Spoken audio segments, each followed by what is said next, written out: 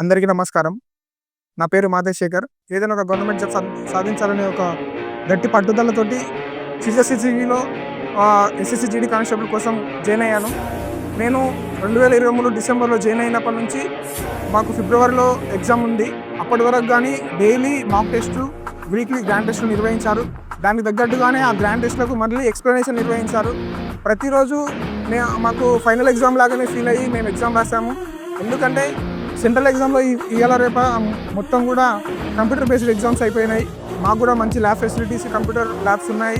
So మేము దీంట్లో mock test రాయడం వల్ల మాకు రోజు ఫైనల్ ఎగ్జామ్ రాసినట్టే ఫీల్ అయ్యి పేపర్ 1 అవర్లో ఎలా అటెంప్ట్ చేయాలని ఒక టెక్నిక్స్ కానీ, సూచనలు, సలహాలు కానీ మా యొక్క ఫ్యాకల్టీ అద్భుతంగా ఇచ్చారు.